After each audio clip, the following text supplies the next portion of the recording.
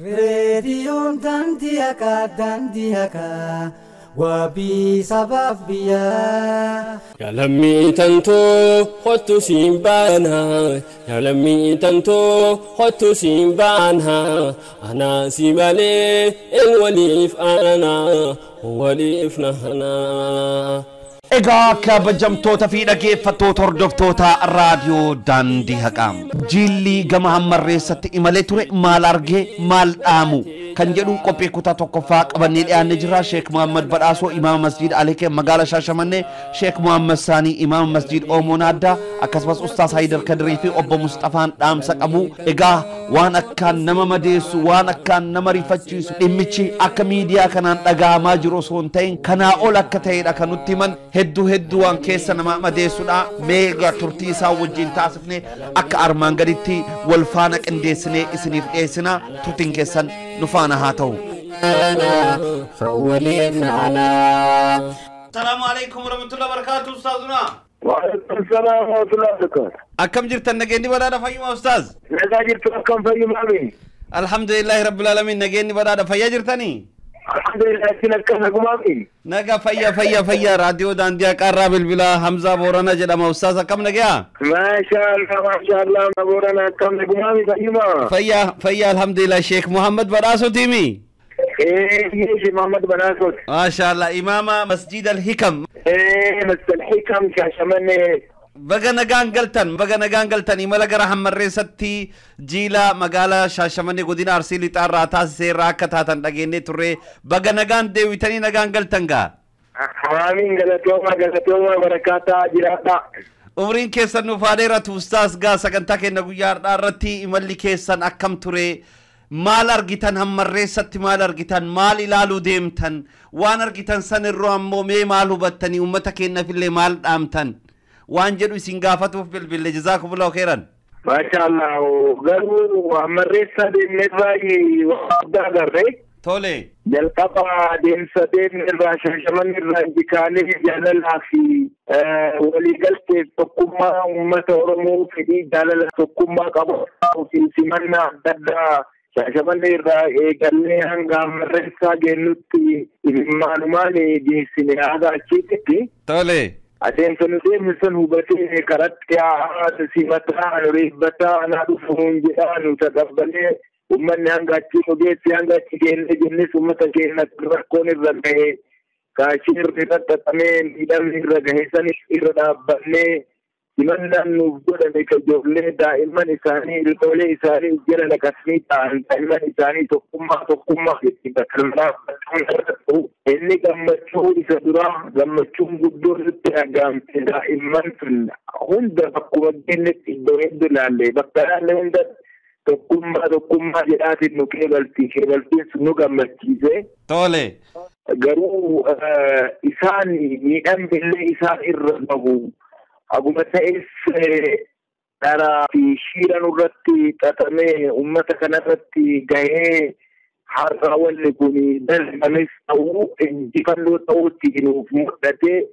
gammachuuniif naafuun illees wal qixatti mul'ate. Maaf jettan garuu uummanni Oromoo uummata haa ta'uu uummata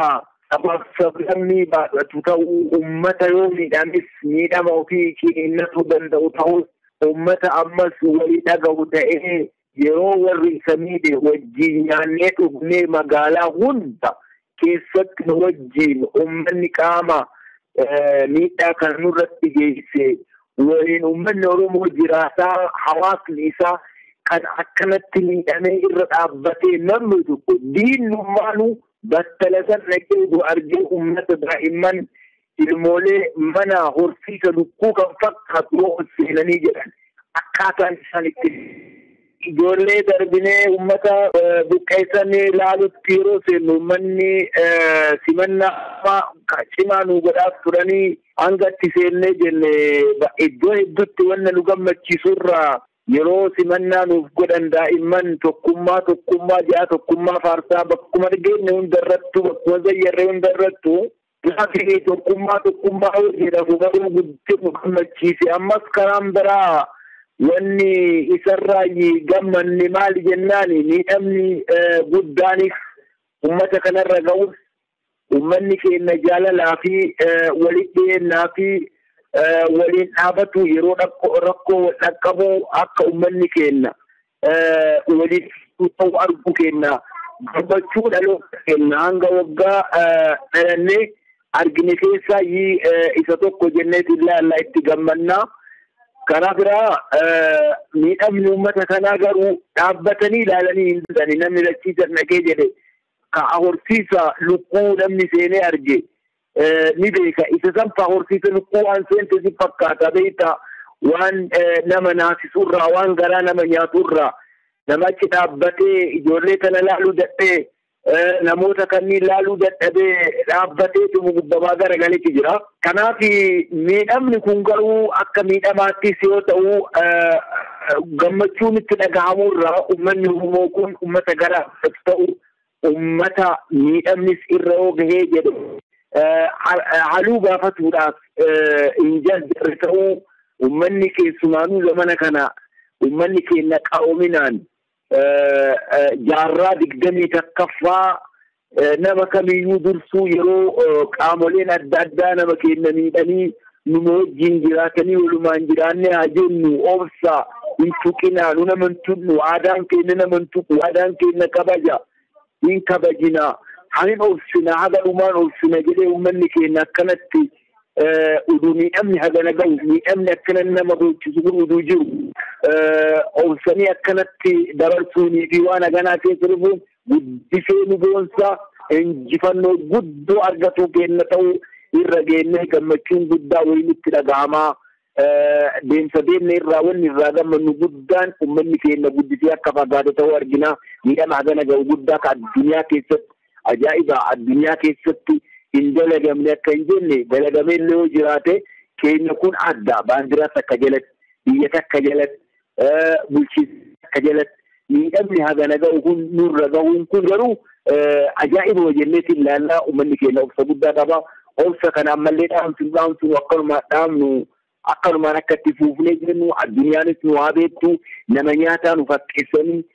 saba nama nyaatu saba nama hin dandeenye saba nama hin baadhanne saba dhiphaa nu jedhanii uummanni dhiphaan nu maqaa dhiphaa nu kenne jechuun ni agarsiisee hojii agarsiise jechuun gammachuu keenya ta'uu nutti mul'isu. Egaa Ustaaz Baarakallahu fiikum jazaakumullahu khairan hiraarfama miidhama lafa keenyaa irratti biyya keenyaa irratti qeef qabeenya isaa irratti uummanni kun irra dhaqqab ijaan buutanii argitan uummata Oromoo bal'aa kana ka bakka san dhaqee hin argin ka biyya alaa keessa jirullee ka kutaalee Oromiyaa adda addaa keessa jirullee mee maal dhaamtaniif mee fuuldurri uummata Oromoo kun buqqaatota kanaafillee uummanni keenya kun haala amma jiru kana keessa ba'uudhaafillee yeroo ammaa kanatti bulchiinsi mootummaa naannoo Oromiyaa winciriirata taasisaa jira sochii adda addaa taasisaa jira uummata kana wajjin madaa uummata keenya kanallee akka kaleessa miti nu wajjin dhaabbatee qoodataa jira. Haala kana keessatti haaluma walii galaatiin uummata Oromoodhaaf monni isin dhaamtan akka nama abbaa amantii tokkotti akka nama hayyuu tokkotti.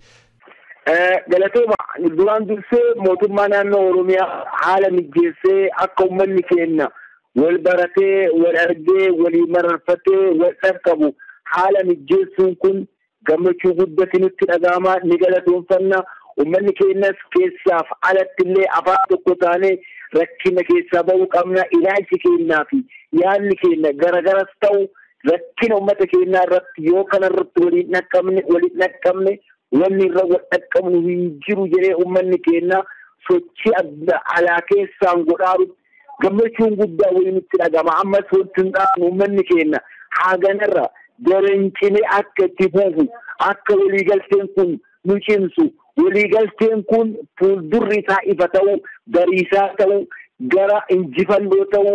gara bilisummaa ta'u nutti waan agarsiisee jiruuf fooliin bilisummaa waan nutti dhahee jiruu fi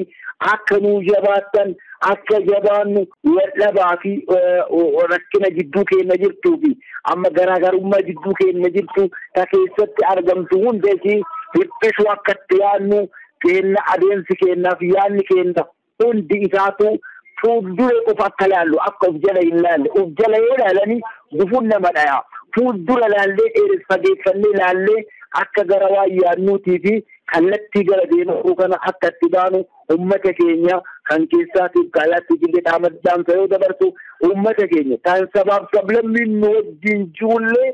rakkoon teenna waliin akka qoodamnu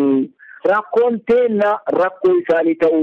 nutiin dachii takka irratti biyyee takka irratti biyya takka irratti teennee wal ilaaluu hin qabnu akka nu wajjin dhaabbatanii mee haga uummanni Oromoo kuniiti wanni inni qabuu fi ammas gara laafinni isaatii fi gara bal'inni isaatii fi jaalalli inni nama biraatiif qabuu fi obsi inni qabu akka eegasanii irra gahanii ija ofiitiin argan jedhee dhaamsa kiyya dabarsaa obboleeyyan tiyya isinii reediyoo daandii haqaa har'a carraa kana qilleensa kanarratti naaf kennitanii galatoonfataa bakkuma jirruun dhaamsi kenna tokkummaadha. Dhaamsi kenna wal jaalalaa fi walitti dhiyaatuu fi rakkoolee jiruuf bal'ina jiru garaagarummaa jiru walitti dhiyaanneetiin akka wal amansiisaa jennu jedhee dhaamsa kiyya eeggatanii isinii waan na gaafattan isinii deebisaa galatoomaa isinii jedha. Barakallahu fiikum umriin keessan nuuf haa dheeratu. Egaa ustaasa keenya jazaakumullahu khairan inshallah yeroo birallee akkasumatti bal'innaadhaan akka isin argannu abdii guddaa qabna. Imaama masjiida Al-Hikam Sheek Muhammad Badhaasoo sagantaa raadiyoo daandii haqaa irratti imala keessan ilaalchisee dhaamsa nuu dabarsaniif haala manni keenya keessa jiru akkaataa ittiin hubattaniif dhaamsa nuu dabarsaniif hedduu hin galatoonfannaaf fayyaa nuu ta'a. Wassalaamu عليكم ورحمة الله وبركاته. وعليكم السلام ورحمة الله وبركاته. يا لمي تنتو خدت سيمبانا يا لمي تنتو خدت سيمبانا أنا سيمالي أولي أنا Egaa kabajamtoota fi dhaggeeffattoota hordoftoota raadiyoo daandii haqaa akkuma keessummoota keenya imala kanaarra kallattii adda addaadhaan gama hammarreessatti deemuudhaan uummata keenya hiraarfamaa rakkataa ummata keenya rakkoo gadadoo hedduu keessa jiru dhaqanii ilaalan dhaqanii ija isaaniidhaan bakka sanitti argamanii imimmaan isaanii to'achuu dadhaban keessaa tokko hayyoota Oromoon qabdu keessa tokko kan ta'an kan biyya Saudi Arabiyaa irraatii gara biyyatti imaluudhaan hayyoota wajjiidhaan ulamoota wajjiidhaan kan imalan obbo Mustafaa yeroo ammaa kana toora gubbaa jiranii mee obbo Mustafaa barakallahu fiik jalqaba assalaamu alaykum warahmatullahi Waalaikum salaam wa rahmatullahi wa barakatuh. Akkam jirtan nageenyi baraadha ayyuma? Nagaa geenni baraadha fayyaa isin jirtan. Akka gaarii jirra mee sagantaa keenya guyyaa har'aa irratti ulamoota hayyoota dubbisaa jirra mee dhaxxanii argitanii imimmaan keessan haqattanii galtan maal argitan maaltu isinitti dhaga'ame hammarreessatti maal argitan mee waan isinitti dhaga'ame san gabaabsati hawaasa keenyaaf mee nuu qooda san hojii wal qabsiisati ummata keenyaaf illee dhaamsallee akka nuu dabarsitan. Ishee galatoomii dhugatti waan jedhee ibsuu hin qabu hedduu akka waan hadda guyyaa hin gaddachi buune kan dhalannee Oromummaallee akka waan guyyaa kan arginetti fakkaata. Finfinnee irraa kaanee mootummaan naannoo Oromiyaa nu qeebalee akka gaarii haasa'u nu godhee beekumsa pirezidantii mootummaa naannoo Oromiyaa nu godhee gara imala keenya eegalle eega gartee Awaashii Bagattaree irraa hanga magaalaa Harargeenitti karaan hundi uummanni bitaa mirga qabachuun eeguun hedduu waan nama gammachiisu osoo arginu achi geenye immoo booriin keenya dhugatti waa nama boonni tokko uummata keenya karakkatee achi keessa ciisu kanaafi akkuma san ammoo uummata san irraa buqqa'uun tokkochummaa keenya nu argisiise isa lamaan wal bira nutti dhufe kanaaf hedduu waan gartee nama gammachiisus nama gadhiisus namni qe'ee isii mana OA ofii irraa buqqa'ee achi gartee bakka uummanni hundi wal qabatan keessatti hammarreessatti taa'ee wanti arginu hedduu nutti dhaga'amaa ture jechuudha. Garuu arguun kennaa fi bira fedhee dhaabachuun kenna namni keenya moggaa dhaabannee gadda isaaniitii fi gammachuu isaanii waliin dhaabachuu kenna hedduu nu gammachiise hedduu kara kan jedhamne maaliif warri jiilli asirraa ka'ee garas deemu sun bira galtee hayyoota ulamaaotaa fi gartee beektotaa fi akkasumas ammoo qeerrota hunda walitti qabatee gartee naannoo godina sagal irraatii fi Finfinnee keessaa warra wal qabatee dhaqee hundi isaanii bakka isaan dhaqanii arguu isaaniitiin gammadanii jiranii nullee gammanne isaan dhaqee isaan irraa buqqaan uummata kana arguun hedduu gammadan gammachuu keessa kan gartee bu'anii isin dhuftanii ilaaluu kana hedduu gammanne jedhanii jiran jechuudha. Akkuma san ammoo osoo sitti hin dheeressin kun gartee uummanni keenya baay'ee biyya keessaa biyya alaalee jiru waan kana irratti yaaddee uummata kana moggaa dhaabatee ta'ee isaan keessaa bahan san kan caalu akka keessa qubatan yaalii godhee bakka jirruun walitti hirmaannee tokkochummaa keenya kana cimsine wajjin fufuu qabna hundi keenya waliin dhaabachuu qabna jedha. Hedduu galatoomaa dhaamsa bareeddu kana nu dabarsu keessaniif maqaa dhaggeeffattoota keenyatiin isin galatoomfannaa horaa bulaa deebanaa hayyee assalaamu alaikum warahmatullahi wabarakatuh. Waalaikum salaam warahmatullahi wabarakatuh galatoomaa. Jimmaa Wallaggaa Arsiif Booranaa Baalee Harargee isin simannaa Illuu fi Shawaa Walloo siin baanaa Oromiyaa too afeerraa qabnaa Oromiyaarraa afeerraa qabnaa waadhaanamuu afeerraa tanaa ilmaan Oromoo hottaa wal taanaa harka wal qabnaa. السلام عليكم ورحمة الله وبركاته. وعليكم السلام ورحمة الله وبركاته. أستاذنا كم جرتن؟ نجا جرة فيا جرة كم جرتن نجيني بدارا فيا جرتم أنا جا جرة نبيتني سجلين كني تكو سنبرتي يرو تكو تكو نجامون دبدو جديد نمبرك حمزة سيدنا حمزة بورنا راديو داندي أكارا بالبلاج أستاذ كم جرتن؟ نجا جرتني جرة الحمد لله بقى نجان ديم تاني بقى نجان اللي قلتن آمين آمين آمين آمين ديمو كيف تجيشني ما لك بنتين أجي نجاههم من أكاتني وسونتين جاههم سوتشيجل كبدن كوبا سنكبنا أردفوا ترتن أردفات الأستاذ بارك الله فيكم إيجا جزاكم الله خيرا كما جمتوتا في نجيفتوتا كنا إسين أجاجراني حواسدي كنا أستاذ إيجا كما جمتوتا في نجيفتوتا كنا إيجا شيخ كنا شيخ محمد ساني إمام مسجد نادتي أمو نادتي مي إسان إمالكنا قباتران مال أرغن إمالكنا كيسات مال هبتن أمتا كنا فمو أمتا أورومو دف مال أما وانجلو أكما ولي قلات مي إسان راتي وبنا أستاذ بارك الله فيكم وجزاكم الله خيرا مي دامسي كيسا مالي دا إمالكنا قبات مال أرغتا مال هبتن. بسم الله الرحمن الرحيم الحمد لله رب العالمين وبه نستعين على أمور الدنيا والدين الصلاة والسلام على أشرف الأنبياء والمرسلين نبينا محمد وعلى آله وصحبه أجمعين والتابعين لهم بإحسان إلى يوم الدين وسلم تسليما كثيرا أما بعد كان أبلوانكية ملكنا في الرات عنينتي أكا بدنا جمات أكا علماء بدنا جمات ولين ولين مريني duraanis ummanni keenya ummata naannoo Somaaleerraa ummata Oromoo achirraa buqqaafamanii ari'amanii qe'ee isaanii qabeenya isaaniirraa ba'an kanaaf deeggara akka lammummaatti deeggarsa godhaa turre ummata waliin kan godhaa turre qirroonis ummanni biyyaas naggaadeenis qote bulaanis waan qabu walitti qabee akka godina dhimmaatti akkaawuntii jaraarraa baankii galchaafii ture nutis immoo akka ulamaawotaatti akka abbootii amantaatti akka muslimtootaatti gargaarsa addaa gochuufii qabna. ummata kana deemnee ilaaluu qabna ija keenyaanis rakkoo jara kanarra qaqqabe qaamaan irra geenye ilaaluu qabna jechaadhaan waliin mari'annee waliin murteeffannee ulamaa'onnee jechaadha akka godinaatti aanotii 21 hanga 22 ta'anurraa walitti dhufnee wal mari'anneeti kanarratti hundoofnee maallaqas wanni godhame qarshii miliyoona 1 gargaarsa isaaniif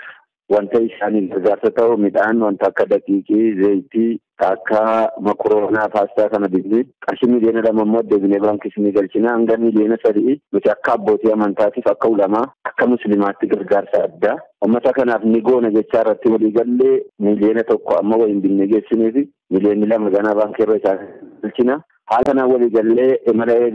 imala asirraa kaanee jallee adaamaa deemnee achirraa galma abbaa gadaatti walitti qabamne achirraa kaanee deemne naannoo makiinaa 22 qodaa kafee malee kanummaan ummataadha jechaadha imala keenyatti fufnee nagaadhumaan karaa deemaa asumarraa wagga kaanee walisoo qaqqabnu magaalaa walisoo irratti yerroon kabeeru barreeffama nuti barreessine makiinaa irratti maxxansinee deemnu kana dubbisanii hamilee jabaa ta'e nu kennaa turanii harka faa walirra qaxxaamursuudhaan akka dhaaddannoo harka isaanii mirgaa ol qaban jechaadha boos kaatanii akkatti deeggarsaa fi hamilee keenya jajjabeessaa jabaadhaa jedhaa lammiidhaaf jedhaatti nu deeggaraa turanii deemnee hogga godina Harargee seennu magaalotii hundarratti qeerroon ummanni bal'aan ummanni gennoonnis karaa irratti ba'uudhaan abbaan biyyaa Oromoodha dhaaddannoo jedhu dhageessisuudhaan otuma deeggarsa nuuf godhanu otuma nu jajjabeessanu otuma hamilee nu toranu akka boo'ichinu qabu tokko deemnee magaalotii hunda keessatti odoo simatamu hanga magaalaa Dhangaggoo jedhamtu tokko dhaqqabne. Haala kanaan magaalaa Dhangaggoo irraa hogga geenyu wanti nu eegin xiqqoon tokko nu mudatte wanti nu mudatte kunis bulchaan naannoo magaalaa Harar kan jiru akka magaalaa Jimmaatti dhimma nageenyaa godinaa fudhannee deemnee Maamad Ibbaa Nagaa nama jedhamu isatti bilbiluudhaan ulamaa'onnii fi uummanni uummata kana ziyaaruudhaaf deemanu gama Harar akkan dhufne gama magaalaa Harar akkan dhufne dheeradaa irratti achi deebi'anu ani nageenya isaaniitiif wabiidhaa miti waasinnaan fudhu deebi'aa jedhamee nu dawwalameera jedhanii dhaabani magaalaa Dhangaggoorratti hamma malee rifanne hamma malee naane garuu ejjennoo tokko fudhanne nuti wanti dhuftu illee gadi dhuftu deebi'uu hin dandeenyu uummanni magaalaa Harar masjiida irratti qophaa'anii guyyaarraa kaanii nu dawwalaa oolanii gaala qalanii sangaa qalaniiti kan isaan wanta hunda guutanii masjiida irratti nu eegaa turan hamma nu bira qaqqabu jedhanii nu eegaa turu bakka nu hundatti nuuf dawwalaa turan bilbilaa turanii sanirraa kaanee nuti gaa duraanuu Jimma sodaattuu dheedhamee gaafa duraa qamisiin faana ergamuuf jedhamaa ture har'an deebina yoo taate gaa qamisiin namni nu erguurra nutummaan bitanii hafannee galuuti irra karaadha isaa uummata akkatti deeggarsa nu godhe uummata akkatti hamilee nu ta'e karaatti bee akkatti nu jabeessu akkatti harka walirra qaxxaamursuudhaan nutti hiyyuudhaan abbaa Oromoodha jechuudhaan nuti siin jaallanna nuun jechuudhaan xiqqoon ijoolleen xiqqoon daa'imnilleen akkatti hogganu gartee jedhu harka isaanii walirra qaxxaamursanii jechaadha nu jajjabeessaa turan. Egaa kan har'an deebina taanaan ofumaa keenyaaf qamisii jedhame san bitannee ofumaa ufannee galuu qabna malee namni nu bituuf inni argeef jedhamee barbaachisu saniifuu nuti uummata kaanee miti nuti uummata ulamaati. Si gaafa ergamaa rabbiitiin jedhame san alladhiina qaala lahumu nnaasu inna nnaasa qad jama'uu lahum fakhshawhum fazaadahum iimaana وقالوا حسبنا الله ونعم الوكيل فانقلبوا بنعمة من الله وفضل لم يمسسهم سوء إذا ربين قافة دبته إسين الراكون إسين قافة والفكات كن أولولا كن أمليك يدولا أولولا كان انتبالو اندي مني والمريني أمير رتنتس إمامي وقد رمو اندي المجلد مرتفني تديرني وقرأيني مقالا أولا جيني إنسسلار رو قران أما نما نرى أرقوتي لفتلال كانت إيرا keerroo rumtoo fi bukaraatti baan nama chirra arganii mana irratti yaa'anii karaa irratti yaa'anii deeggarsanuu godhaa turan nutti gurrifatanii haramaayaatti takkuma sanii haariin obba geenye jedhannu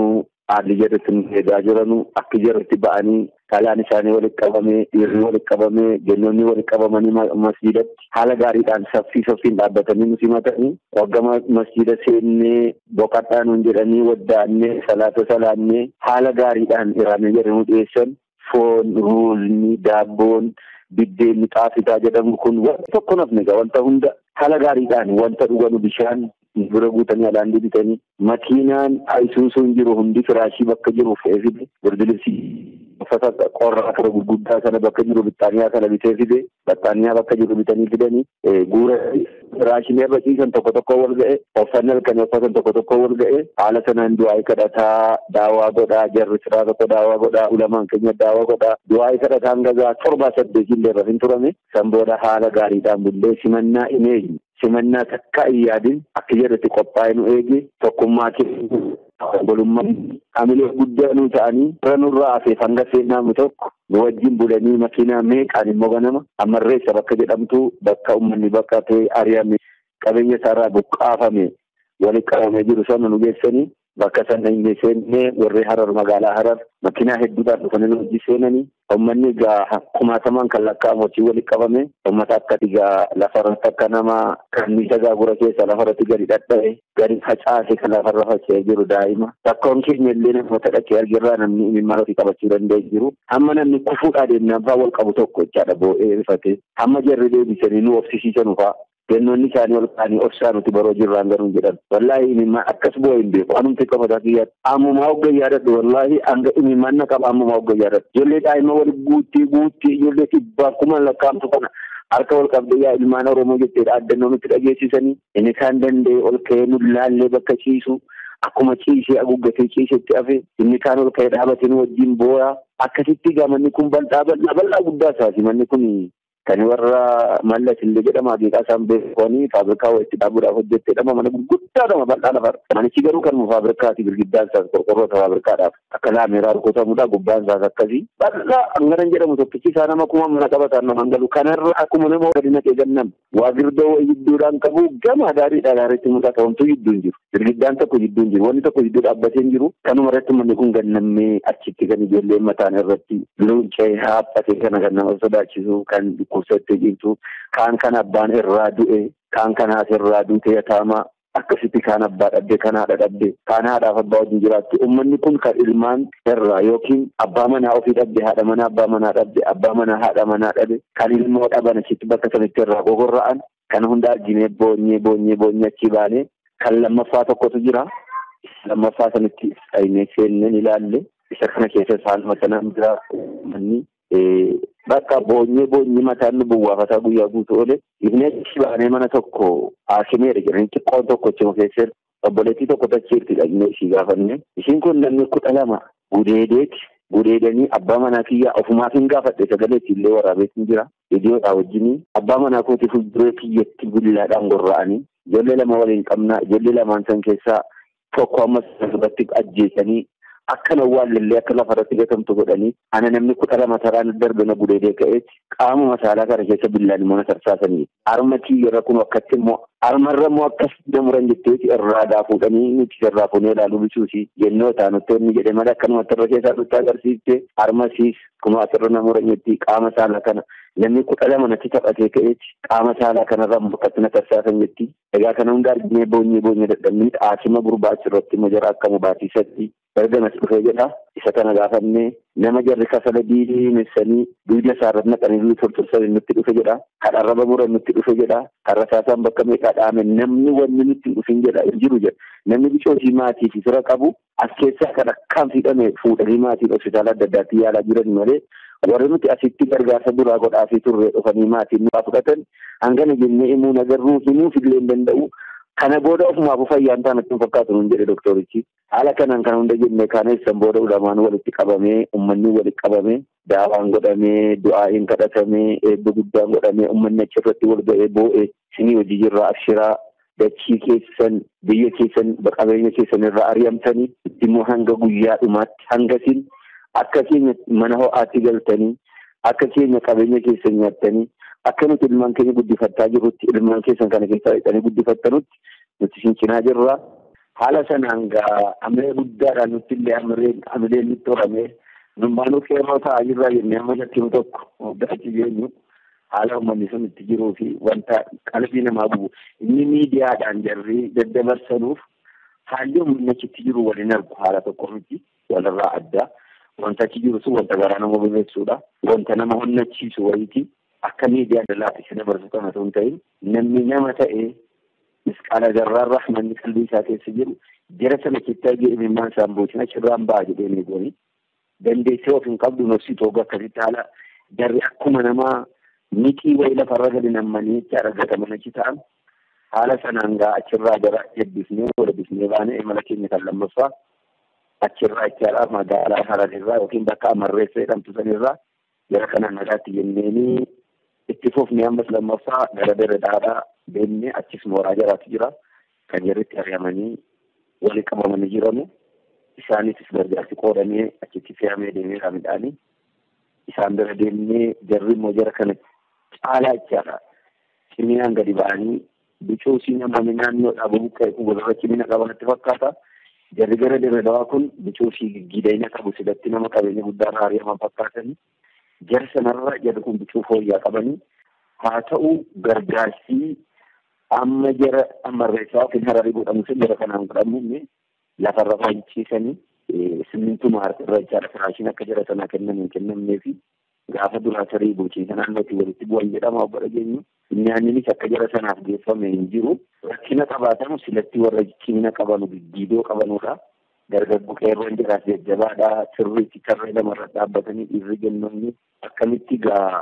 sirbanii maal jedhanii dhaaddannoo dhageessisanii nu simatanii jaraa wajjinis dhaynee midhaan bu'ee daawaan godhamee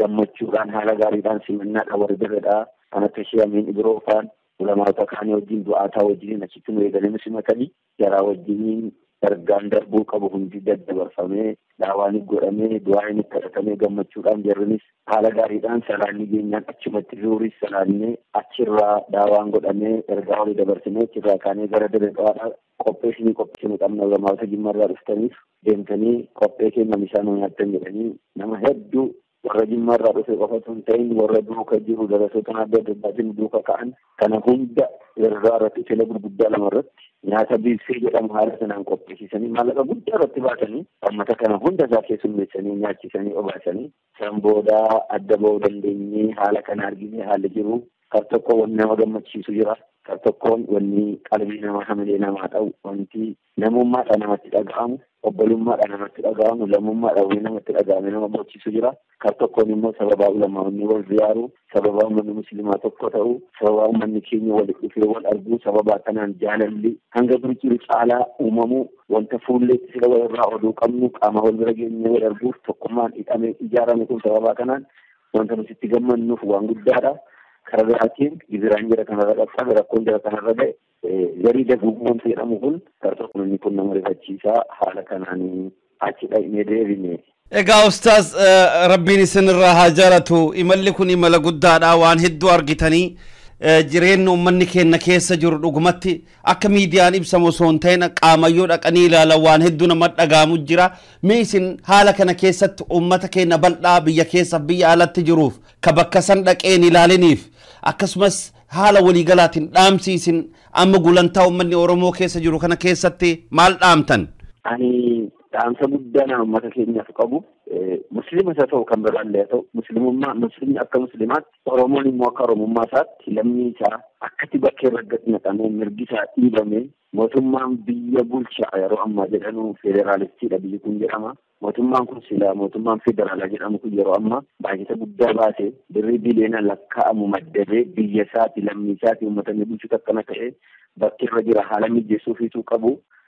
Jedhee mootummaan federaalaa jaallallaan mootummaan naannoon qofti cinqamaa jiru.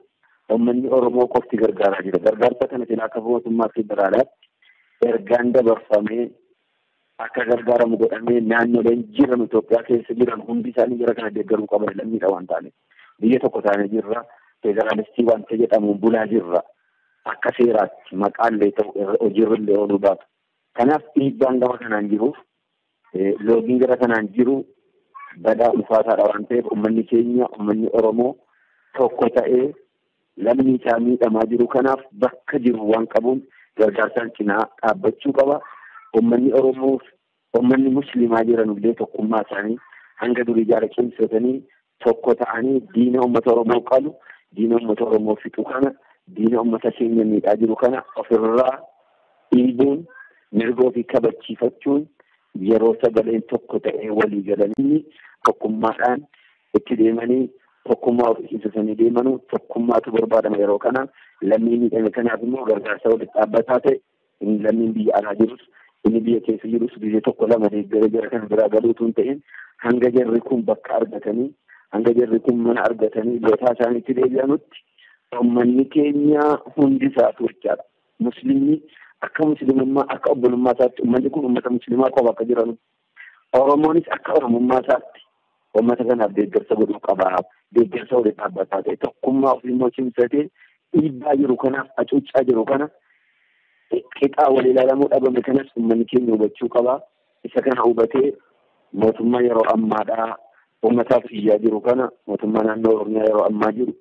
dura bu'aa yookiin bulchaa isaatii wajjiniin ergaa darbu fudhatee ergaa jedhe dabarsan duuka godhee qophaa fiiguutu hin ta'in waan isatti mul'ate qofaan deemuutu hin ta'in jara kanaaf deeggarsa ta'ee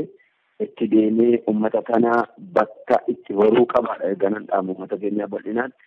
kana dhaamuun qabaa yeroo tokkummaatii zulmiin dheerataa hin dheerata malee yeroo tokko ka'uun isaa nafu zulmiin abadiin ta'a waan ta'eef cubbuudha tarii rabbiin bara zulmiin kaasuuf dhufe fakkaata. Ani bakka amarreessan majallitti mucaa xiqqaa keessa dhalate tokko arge mucaa sana irratti dugda isaa kana irratti maaltu jira gurraachina wayii qaama biraa keessaa jira kan odaa fakkaatu fakkiidhuma odaa ta'e gurraachini qaama isaarra jira tokkommoo hin argine kaartaa Oromiyaa qaba jedhanii turan ani ishii ilaallee ishii kana jimma kootiin hin arge ofii kootii uffata irraa ol fuudhee namni irratti yaa'eetu cha'ee irratti guute footoo kakkaasaan argee itti deeme waan kana maa inni dhooban gaafadhu mucaan odaadhaa wajjin dhalatee jedhanii irraa kaasaa ilaale wanni kun gurraachi wayii dugda mucaarra bakka teessumaa duuba kanaan taa'a gurraachi kun fakkiidhuma odaa tokko bakkatti hubattee achi ilaaltu bakki biraan nagaadha amma sanfa jira kunuunsi milikiisa uummata Oromootiif tafaawula gaariidha jedheetiin eegaa kanaaf rabbiin tarii zulmii nurraa kaasu ka waggaa 130 uummata keenya irra ture kaasuudhaaf yeroon isaa ga'e fakkaata. Kanaaf isa kana immoo fayyummaadhaan ogummaadhaan uummanni keessa deemee akka hin taane kophaa isaa fi wanta argamte kana balleessuudhaan alatti ogummaadhaan beekaadhaa wajjin mari'atee wanta walii galame tokko hojjetee cubbuu kana ofirraa kaasuu qaba wanta jedhuun uummata keenya dabarsuu barbaada. Barakallahu fiikum jazakumullahu khairan ustaz dhaamsa kan jawaaf guddan dabarsitanii maqaa dhaggeeffattoota keenyatiin hedduu isin galatoomfannaa fayyanuu ta'a umriin keessan nuuf haa dheeratu. Wassalaamu alaikum wa rahmatullahi wa barakatuh. عليكم السلام ورحمة الله وبركاته والفاتح بارك الله فيك. جنات لفا بريد النسي أورومياتو تنقلبي فدسي المان خيرو فين أفقم ما تيسي سيمادو هندا يفي ما تنسي بريد نخيت نفقر سيسي إبسي ملسي إيقا كبجمتوتا في dhaggeeffattoota hordoftoota raadiyoo daandii haqaa ziyaartota imaltoota keenya kan jilli finfinnee irraa ka'e ka jimmaa irraa ka'e illee nagaan deeme nagaan galee jira. Ziyaaraa isaanii maal fakkaataa maal argan maal hawaasa keenya dhaaman ka jedhu dubbisaa jirra. Ustaasni keenya jaalatamaan ustaas Haydar illeen imala kana keessatti qooda fudhatee haasawa seena qabeessaa qalbii ummata Oromoo cufa dhahee ummata keenya hunda boochisee haasa'ee galee jira. Mee amma xiqqoolleen dhukkuba rabbiin fayyaasallee nuuf haa deebisu. Mee ustaasni keenya maan argee maan ummata keenya kanaaf dhaama waan jedhu gaafannaa. Ustaas assalamu alaikum wa rahmatullahi wa barakatuh. Wa alaikum assalam wa rahmatullahi wa barakatuh. Akkam jirtan nagaa jirtani ustaas? Nagum alhamdulillah gaaruma alhamdulillah. Baga nagaan galtan rabbiin fayyaa keessanillee guutuun waa taasisu. Aamin aamin nagaan dhabina. Wallahi rabbiin isinirraa haa jaalatu haasofni isin keessattuu gaafa dirree dawaa kaampii keessatti haasoftan sun ummata keenya addunyaa gubbaa jiruuf ka biyya keessaaf ka biyya alallee boochisee nama achi jirullee isinillee boo'aa boochisaa turtan. Mee haaluma walii galaatiin imalli keessan gara hammarreessaaf dirree dawaatti ture godina Harargee ture maal fakkaata maal hubattan ummata keenyaaf immoo maal dhaamtan haaluma walii galaatiin qaamonni isin galateeffatu barbaaddanillee jiraat carraa isanii haa kenninu asumaadhaan. Wallahi waan kun ni beeke amma waan danda'e dubbadhu miti waan dubbannu oli waan ittiin dubbannee waan ittiin ibsinu tokko hin qabnu beeke inni nu TV'dhaan dhageenyuu fi inni nu darbaaf dabarsaan dhageenyu inni nu agarree waan guddiidha waan subhaanallah waan nuti biyya alaatti biyya Sooriyaa Iraaqii fi biyya alaatti argaa turreeyyuu agaa turre amma kun ijaan uummata keenya irratti ga'ee wantoonni abbaa manaa si dhabdee abbaan manaa warra isaa dhabee ijoolleen abbaa dhabdee abbaan ijoollee dhabee ijoolleen waan nyaattu waan dhugdu dhabdee lafarra kana lafa gogaa kana ijoolleen sassabii mallakkaa'amtu gaafa agarru namni lafa ofii irratti qabeenya ofii irratti akkas yoo ta'u baay'ee si gaddisiisa amma dubbachuun namatti jabaata dhiisi namatti jabaata baay'ee subhaanallah akkoodha dubbiin achi jiru. Egaa mee haaluma walii galaatiin maal dhaamtan ustaas ummata keenyaarraa waan argitan kan maal dhaamtaniif ummanni Oromoo maal tolchuudha qaba maaltu irraa eeggama maalidha wanni isin dhaamtanuuf? Anne kanamma dhaamu maalinni haqiiqaattiin yeroo ammaa yeroo haasa'anuu miti. Yeroo haasa'anii bu'anuu miti yeroo amma haqiiqaatti yeroo amma namni qabeenya qabu qabeenya isaatiin namni beekumsa qabu beekumsa isaatiin namni humna qabu humna isaatiin ummata kana dhaabbachuun dirqama isaati dirqama amantaa dirqama sabummaa isaati amma yeroo ammaa yeroo haasa'uu hin taane yeroo hojiiti waqtaa ummanni keenya hojiidhaan agargaaru biyya keessaa inni biyya alaa ummata 500 oltu jiraate ummata 500 oltu guyyaa guyyaatti cireedhaa kaasee laakanaa kaasee irbaattiraa ciree laakana irbaatan jiraa miti guyyaa guyyaatti nama 500 wanti boo yoo ilaalte miiliyoonidha wanti ba'aa jiru kun kana ummanni tokko ta'ee wal gargaaree wal jajjabeessee yoo bira dhaabbate malee ummanni kun ammas gara intaanetti deemaa jiru kanaaf ummanni keenya gara kana bira haa dhaabbatu yeroo afaaniif haasaadhaaf boo'ichaaf miidiyaadhaan hojjetamu qabu osoo hin taane namni qarshii qabu qarshii isaa baasuu qaba namni mana qabu waan danda'e tokko hojjechuu qaba ofii keenya nyaata ofii keenya dhugaa ofii keenya mana keessa ta'a ofii keenya ijoollee keenyatti offisaati kunoo obboloowwan keenya obboleettiiwwan keenya haati keenya abbaan keenya kunoo barahaa keessatti waan nyaatan waan dhagan waan uffatan dhabanii bishaan kan dhugamu hin jiru wanti nyaatamu hin jiru akkasitti ummanni barahaa keessatti qubataa jira ummanni kun dhibamee gahe kana bira yoo amma dhaabbanni rabbi nu gaafata bor guyyaa qiyaamaa dhiisi sagal siyaasaa dhiisi waan siyaasaa dhiisi waan miidiyaa dhiisan rabbumti bor guyyaa qiyaamaa maal nu jira rabbii maal nu jira fuddoo rabbiitti maal gaafatan nanu ummati kun guutuu akkas waan nyaatu dhabee nuyi nyaatu nuyi dhuguu jedhu waan dhugan hodha rabbi maaltu jedha rabbuu maal jedha kanaaf uummanni keenya haa jabaatu haa gargaaru gargaarsaan bira haa dhaabbannu akka qofaa miti lammata mootummaa naannoo Oromiyaa bira haa dhaabbannu mootummaan naannoo Oromiyaa amma haalli deemaa jiru osoo hedduu wanti hedduu irra jiru osoo ajandaa kuma caalu kumaaf tokko ajandaa qabaatee jiru ummata kana akkasitti hanga danda'een baasii hedduu baasii guddaa baasee baajetii hedduu ramadeeti socho'aa jira mootummaan kun amma yeroo gabaabaa kanatti waa guddaa hojjeteera waan guddaa hojjete kanaan nu bira dhaabbannee hin gargaarru yoo mooraalii hin taaneefi dubbiin rakkoo waan ta'aa jiruuf mootummaa naannoo Oromiyaa haa gargaaru bira haa dhaabbannu namni yaada adda addaa qabaachuun danda'ama namni inni faallisuuf itti gargaaru jiraachuu danda'a yaadaan adda addaa ta'uun kan keenya waan kana keessatti gargaaruu nu dhowwuu hin qabu waan kana keessatti wal gargaaruu qabna ummanni keenya tokko ka'uu qaba amma nuti wanti uummata kana bira dhabne Oromoo waan taaneef miti Musliima waan taane qofaaf miti haqiiqaatti ummanni kun waan miidhame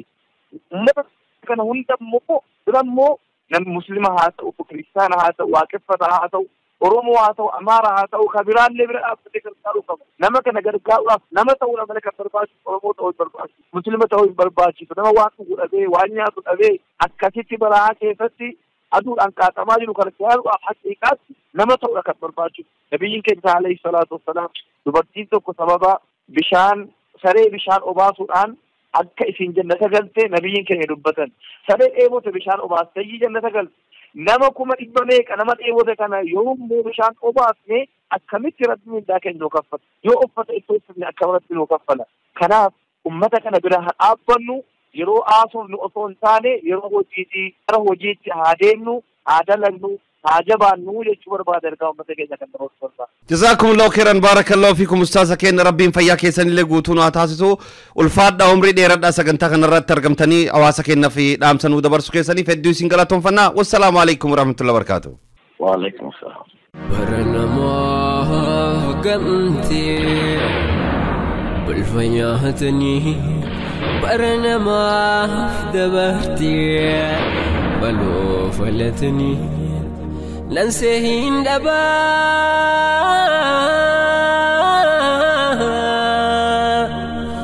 كنب أنسيتوه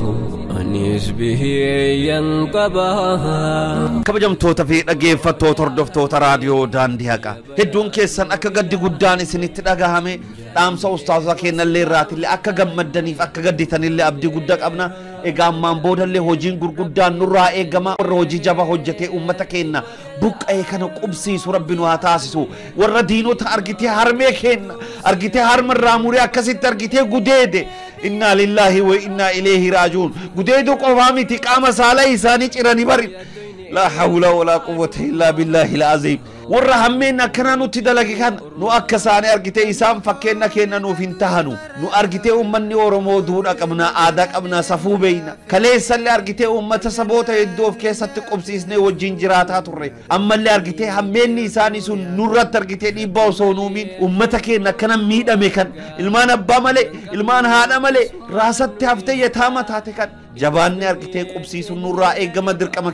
دركما كنا هابانون أمسا كنا كبجمتو تفرقين فتوتا كن قبين كنا غيار رافق إندي فنك أبني يعني أسمرت تقول بما هم سكنتا كنا تانو تديبينو لارجنوت والسلام عليكم ورحمة الله وبركاته كركتي يردم ولالي بيوم في وياد بني اللي جير بكا إن جباتا